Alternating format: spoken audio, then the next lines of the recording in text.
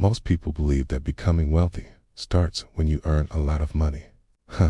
They imagine that once they reach six figures or build a big investment portfolio, that's when their financial life truly begins. But what if that belief is completely wrong? What if the most important moment in your financial journey is not your first million, but your first $10,000?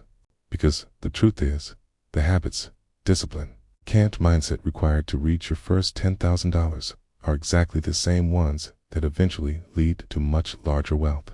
And if you never master that first step, the bigger numbers may never come.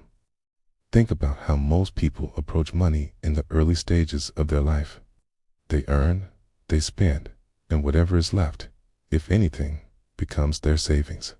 There's no clear system, no structure, and no long-term thinking. Money flows in and out without much control.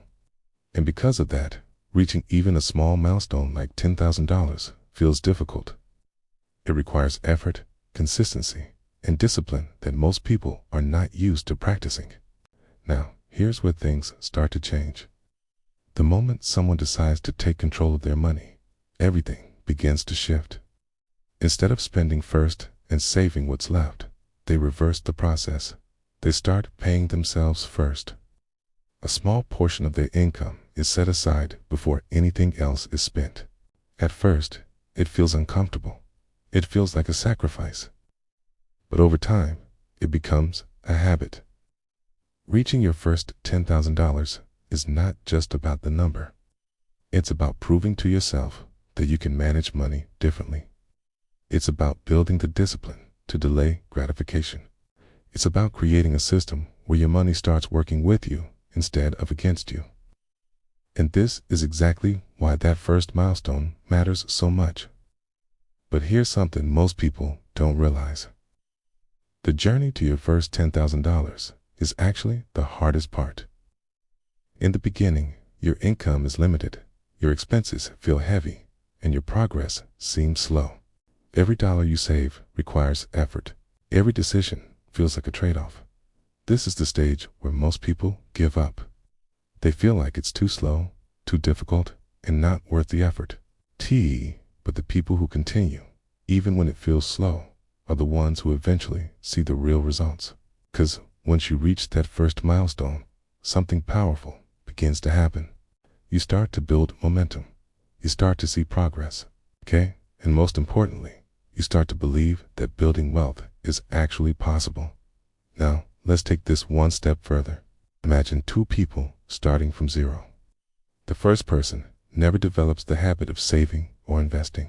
So they continue living paycheck to paycheck, always planning to start later, but never actually doing it. The second person focuses on reaching that first $10,000. They save consistently, invest small amounts, and build discipline over time. After a few years, the difference between these two people becomes clear. The first person is still stuck in the same cycle. The second person has built a financial foundation. And that foundation is what allows everything else to grow.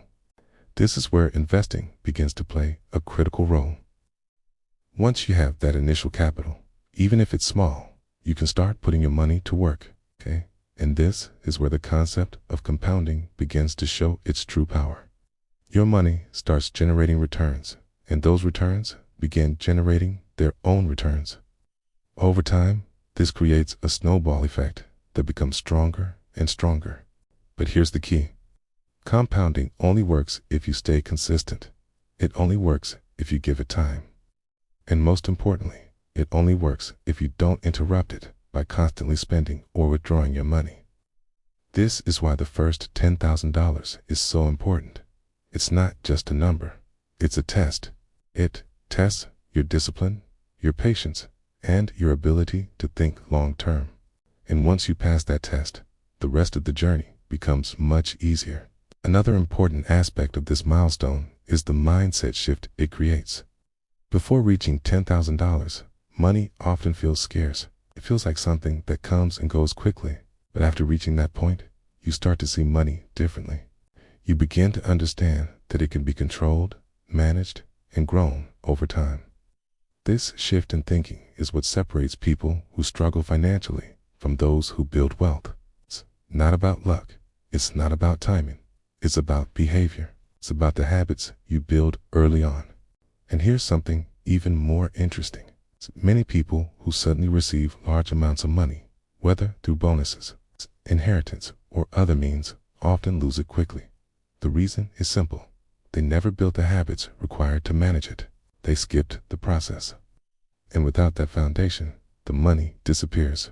But when you build your wealth step by step, starting with small milestones like $10,000, you develop the skills needed to protect and grow it.